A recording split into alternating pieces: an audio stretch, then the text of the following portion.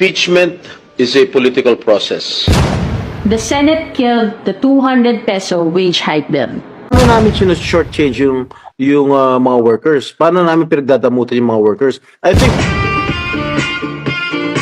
Magandang hapon mga kabisdak. Marami na naman tayong pag-uusapang mga isyo ngayong hapon ng Sabado. Bago po natin umpisahan dyan mga kabisdak ay baka pwedeng pa-subscribe, pa-like muna at pa-share ng ating video. At pindutin nyo rin po yung notification bell kasi minsan yung iba walang notification. No? At maraming salamat sa patuloy na pagsuporta sa Birada Agila tuwing alas 2 ng hapon, Lunes hanggang Biyernes. Mabuhay po tayo. Thank you so much po sa inyo. Patoplok yung matang budlat ni Bake. O heto na mga kabisdak. Mukhang meron na ho talaga tayong political crisis sa bansang ito. Matindi na ang hidwaan ng mga politiko sa ating bansa. Mga opisyal ng ating pamahalaan. Nakakalungkot, imbis na ang iniisip ho nila ay para sa kapakanan ng maraming Filipino. Lumalabas ay mga pansariling interest na lamang ang mga iniisip nila at kanilang mga political career. Kung tatagal ba sila sa kanilang posisyon o saan ba sila dadapo para makakuha ng maraming suporta sa mga sambayanang Pilipino. Nakakalungkot nang dahil sa isang tao na nakakatakot na ambisyon sa buhay na gusto maging presidente, vice president, ay nagulo ang ating bansa. Si Tatay Digong, kanilang pinakulong, kinidnap, pinadala sa Netherlands. At si Vice President Inday Sara, gusto po nilang i-impeach. Ang gulo ng Pilipinas dahil sa mga buhaya na nasa Kongreso. Masakit man pakinggan yung salitang buhaya. Pero nakasanayan na po natin yan. Na pag ang mga politiko ay kurakot, ang tawag sa kanila ay mga buhaya. Kakaiba. Itong magkapatid na ito, ay magkapatid, kamukha kasi. Kakaiba itong ambisyon ng magpipinsan. Si Ngiwem at si Tambaloslos. Si Ngiwem, mayroong spokesperson na Nimal. Puro fake news din po ang nilalabas at lumalabas sa bunganga. Wala nang ibang banat kundi Duterte, Duterte, Duterte. Naghahanap ng maikoniktang isyo sa mga Duterte. Yan si Auntie Claire. Gumaya naman yung isa, yung Tambaloslos sa Kongreso. May sariling spokesperson. First time in the history na nagkaroon ng spokesperson ang isang Speaker of the House. Nagulo lalo ang mundo ng Senado at Kongreso. Nagbangaya ng tudo ng dahil lamang sa ambisyon ni Tambaloslos. Na ngayon, merong isang attack dog na itago na lang natin sa pangalang Bakukang. Bakukang. Tekto. Tambakukang sa banga.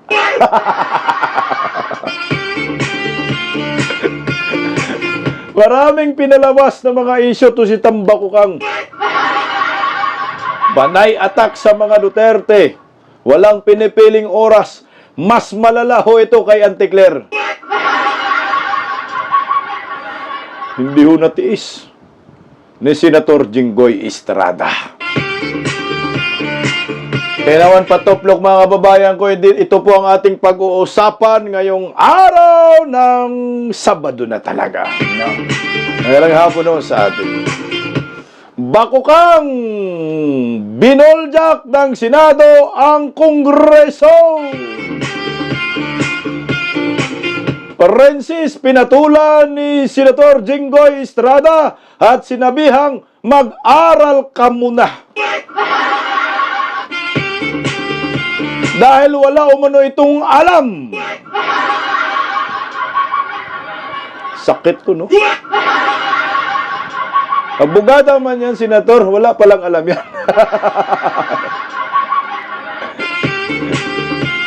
Kumuha si Tambaloslos ng attack dog, wala ring alam, tablado rin, sobrang fake news. Mantakin mo, okay lang po sa kanya, tawagan siyang Tambaloslos. Hindi alam kung anong ibig sabihin ng Tambaloslos, masamang tao po yan sa amin. Kaya, tawagin na po natin siya ngayong official na Tambakukang. Bumanat pala ito sa Senado. No? Di, bumanat din naman mga kamakailan. Pero ito, medyo napukaw lang yung pansin ko dito sa banat niya.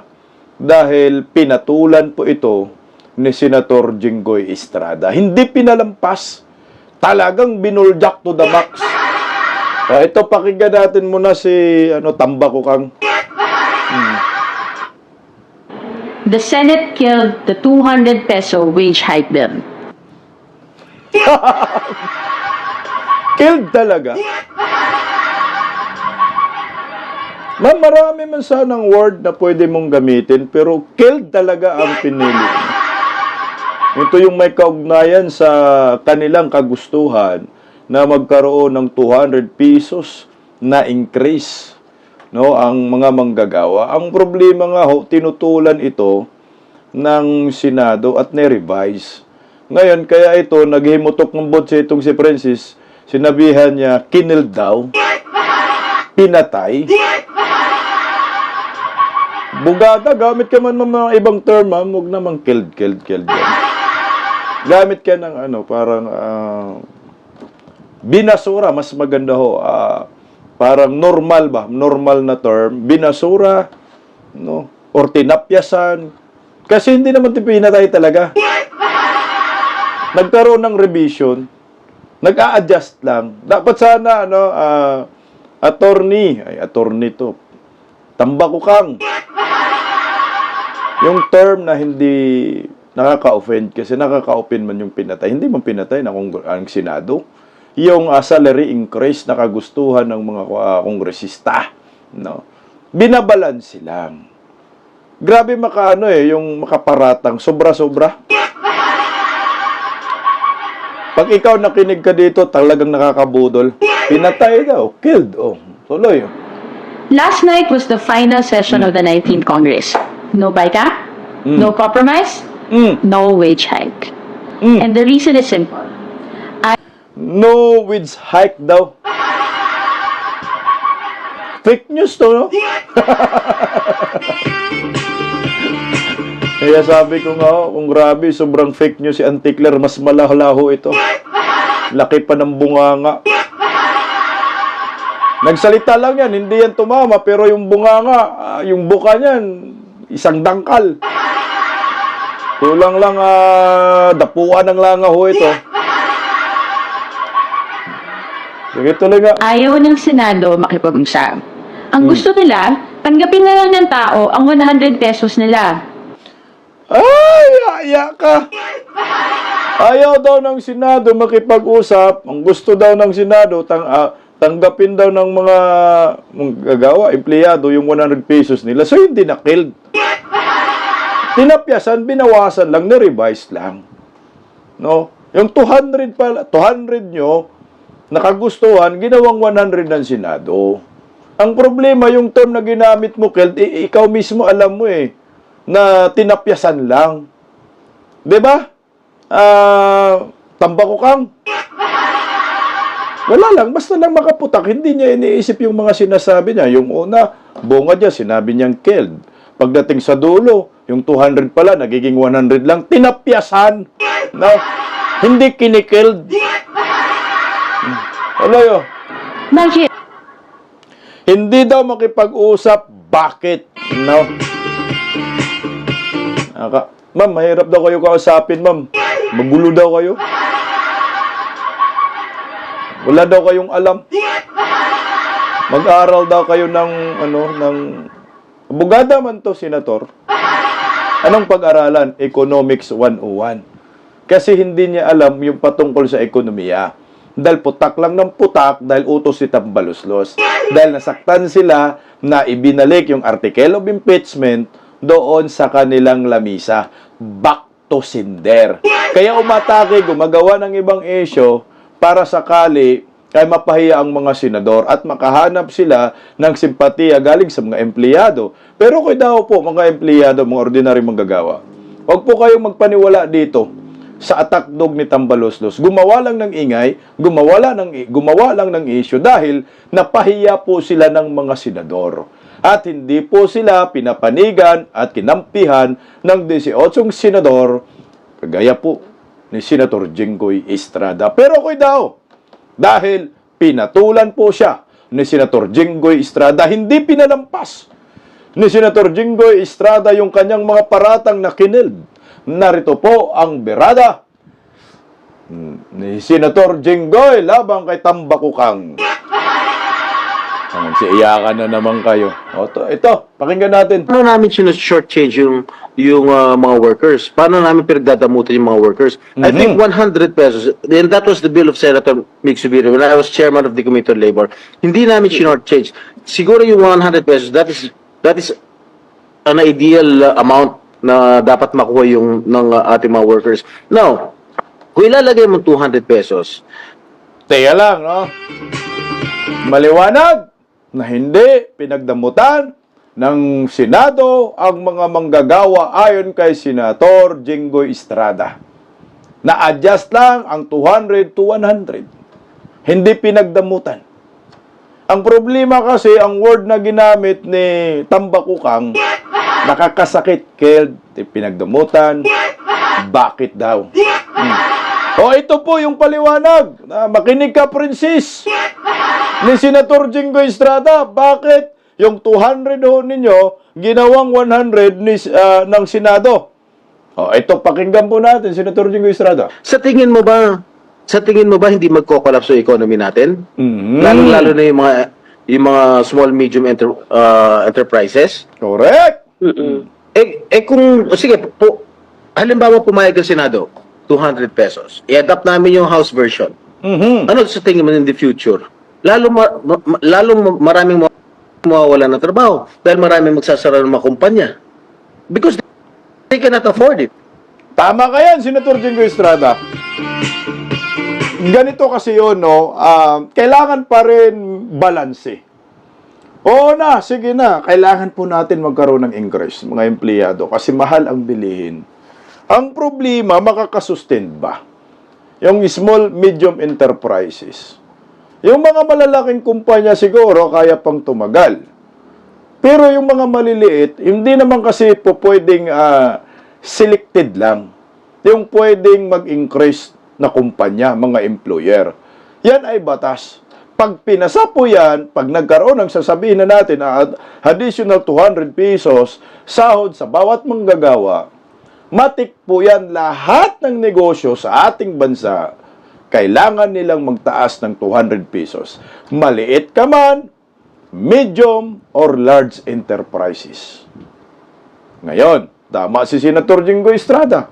Kamusta naman ho yung mga maliliit na hindi kakayanin yung sobrang napakalaking increase? Isa lang ang pwedeng, dalawa lang ang puntahan nila. Magsarado ng kanilang negosyo or magbawas ng kanilang empleyado. Para lamang makasunod sa batas na ipapasa ng Senado at Kongreso. So, sinong kawawa? Ang mga manggagawa pa rin. Kasi magbabawas sila ng mga empleyado dahil hindi nila kakayanin na ang pagpapasahod sa kanilang mga workers. Kung hindi nila babawasan ang kanilang empleyado, baka mapunta pa po sa pagsasara at pagkalugi ng kanilang kumpanya. Kailangan may balance, magkaroon pa rin ng balance. Hindi ho po pwede, tira ka lang ng tira, hindi mo pinag-aralan saan yung butas, tanga mo.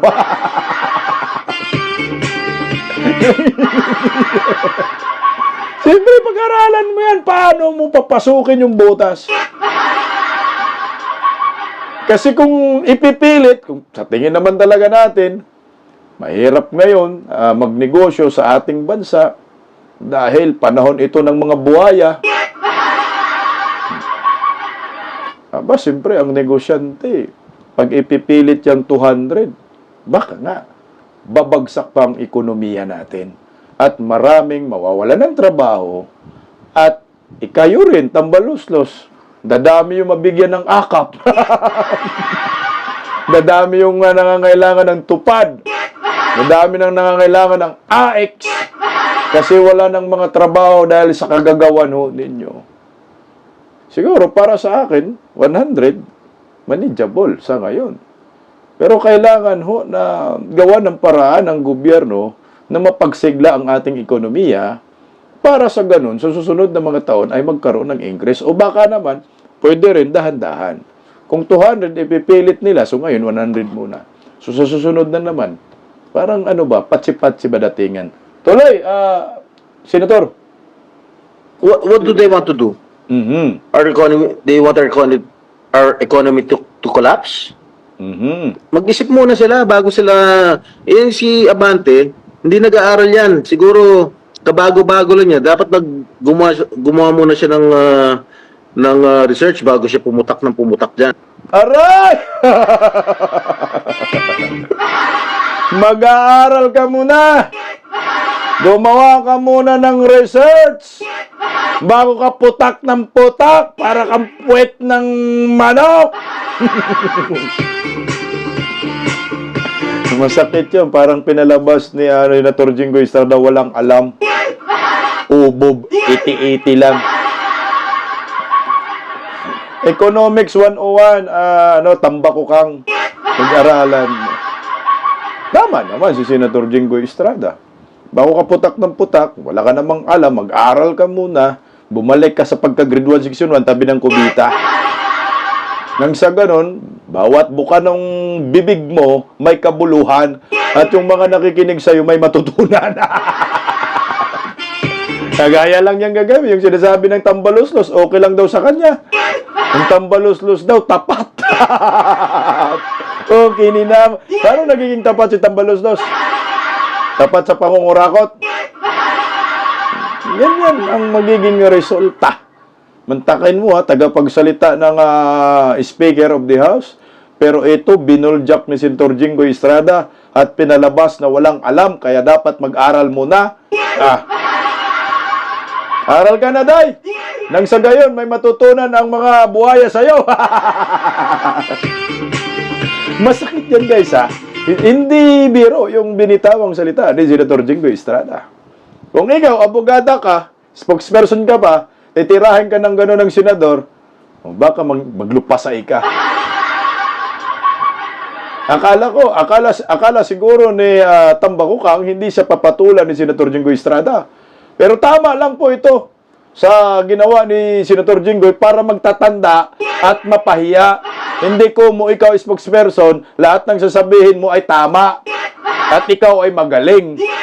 Lumalabas ang 80-80 dito Mag-aaral daw kasi walang alam. May utak naman, hangin ang laman. Tambako ka nga. Tuloy, Senador. Kasi isang taon na nakapending yan, bakit nila inadapt yun? Kung talaga seryoso sila, na gusto nilang tumulong sa ating mga manggagawa, dapat inadapt na nila noon pa lang. Aba! Matagal na pala yung panukala sa Senado. Ayan naman tayo kasi, tambako kang. Isang taon na pala yan nakapinding. So ngayon, gumawa ng issue. Bakit nga ba ngayon lang, Senator Jinggoy? Kasi nga, pumirma kayo. Bumuto kayo na ibalik ang article of impeachment sa House of Crocodile Farm. Kaya siguro, hanap rin sila ng masisisi, maibato sa inyo, para magmukha kayong masama sa mata ng maraming tao, sa mga empleyado na umano'y pinagdamutan ninyo. O ito yung sinabi ni Senator Jinggoy, kung talagang meron kayong pagpapahalaga sa mga mamamayan, mga ordinaryong empleyado, bakit hindi po ninyo binigyan ng pansin yung nakapinding ng panukala 1 taon na ang nakalipas? Kung sugar coating lang. Ngawa lang ng ngawa. Nagganap lang ng may masisisi at may bato sa Senado. O, digmaan talaga ito. Banat, Senator Jinggoy, oh. Noong last year pala, inadapt na nila. Bakit sila magpapasa ng batas ng 200 na 2 days before CNDA? Bakit? Parang impeachment lang din pala yan, Senator Jinggoy Estrada, minamadali. No? In-impeach nila ni Inday Sara last minute. Ito, ganun din pala. Kagagawan talaga ng mga buhaya ito. No? Para lang, pang-counter ba? Maiipit sila. Kagaya yung impeachment labang kay Vice President Inday Sara. Pumutok yung GAA, di ba? Pumutok yung mga Blanco Bicam. So, ang ginawa nila, minadali nilang i-impeach si Vice President Inday Sara para mapagtakpan yung kanilang kabulastugan sa Bicam. So, ito na naman.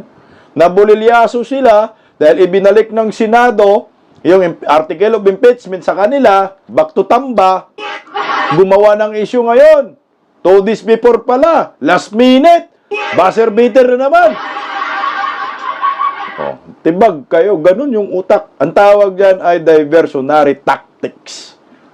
Naghahanap ng ibang issue na mapapukol para hindi mapag-usapan yung isang issue. Pero kung daw, kasi tinitira nila Senado, ang Senado, hindi naman magpapatalo. Tuloy, Senator. Hindi, wala rin silang papogi lang sila. Mga nagpapapogi lang sila. Aray ka! Nagpapapugi lang daw sila. Mga kaanib ni Tambaloslos. Ayon kay Senator Jinggoy Estrada, yung ginawa ninyo dyan sa House of Crocodile Farm ay puro lamang kayo papugi. Narinig mo yan, Tambakukang?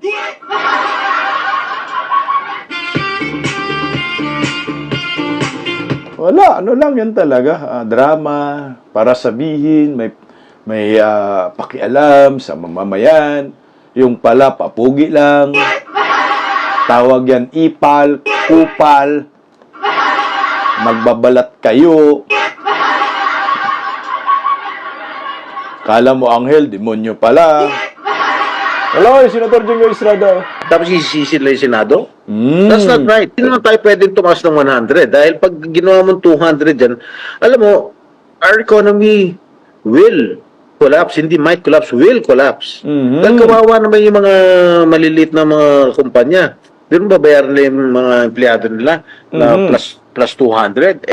Talagang kukolapse yung ekonomiya natin. Mas maraming magsasara ng mga kumpanya. Ayan po yung malinaw na sagot ni Senator Jinggoy Estrada kay Tambakukang kung bakit yung 200 ay binawasan, ginawang 100. Ayon kay Senator Jinggoy Estrada dahil magkulapsa ang ekonomiya pag pinipilit yung kagustuhan ng mga buhaya. At lalong maraming mawawala ng trabaho dahil maraming magsasara na small and medium enterprises na yan ang ayaw nilang gustong mangyari. Ang problema, nagpapugi yung mga buhaya, di na mapugi, laki na nandiyan mga animal. Buhaya pa rin yan. Tingnan mo si Tambaloslos, yung mukha dyan, akala mo si President Kim Jong-un Kim Jong-un. Kim Jong-un ng Pinas. Ganito kasi yun, hindi kasi po pwedeng bira ka lang ng bira, hindi ka na po pwedeng ingres ka lang ng ingres, na hindi mo isinalang-alang naman yung mga employer. Lalo na ngayon, mahirap kumita under Marcos admin, Dahil yung ekonomiya bagsak, isasabay mo pag-increase ng sahod. Actually, ang mga empleyado, empleyado man ako noon, asawa ko, lagi po nilang sinasabi, kahit maliit lang ang increase, basta meron okay lang. Basta ang gagawin lang ng gobyerno ay mapamura ang mga bilihin. Yan lang ho talaga ang kagustuhan ng mga empleyado. Kasi kung malaki ang increase, kung mahal din ang bilihin, lampas hanggang langit, wala ring silbi yung increase na yan. Ang pinakamaganda ninyong gawing tambakukang yan sa Kongreso, siguro, maghanap kayo ng panukalang batas para mapamura ang mga bilihin. Paano makamura? Mag-angkat ng langis? Bigas, paano mapamura? At mag-increase ka ng 100 pesos. Siguro dyan, swak na swak, hindi aangal ang mga empleyado dyan. Ang problema nga ho, itong mga to, putak lang ng putak, walang mga alam. Ang iniisip lagi nila, aatakihin ang mga Duterte, aatakihin ang mga kakampi ng mga Duterte. Gaya to si Senator Jinggoy Estrada. Talagang very consistent ang kanyang paninindigan na ayaw niya talaga ng impeachment. Siguro, pinupuntarya nila yung mga yan. 18 man yan, di ba? 18 na mga senador, overwhelming nga ho, na ayaw talaga nila ng impeachment. Kasi kung gusto nila ng impeachment, edi ho sana, ay hindi ho nila binalik ang articles of impeachment sa Kongreso. Kaya naghimutok ng butsi, itong atakdog ni Tambaloslos, nasaktan sila doon. Kaya tinitira lahat ng kakampi ng mga Duterte. Ngayon, kaya ba ninyong banggain itong 18 senador? Si Senator Jinggoy, noon pa sinabi na ho niya, hindi, ayaw niya talaga ng impeachment. Pakinggan natin, Senator Jinggoy Estrada. Kaunti lang to, guys. Impeachment is a political process, not a judicial one. Correct. Sangayon po ako sa hindi pagtuloy ng impeachment. Correct. There are many pressing problems in our country that need to be addressed, Correct. not only by the two highest officials, but also by us, lawmakers. Correct.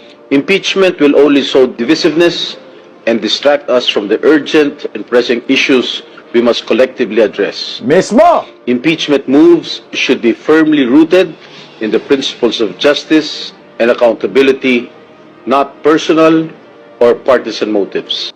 Ayan, oh. Mag-iingat ka, Senator Jinggoy. Trip ka ng mga buhaya. Lalo na si Tambaloslos at si Tambakukang.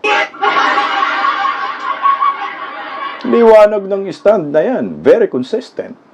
Ang impeachment, magkakaroon lang po tayo ng pagkahati-hati. Ang ating bansa, magkakampi-kampihan lang. Hindi nakakatulong sa ekonomiya.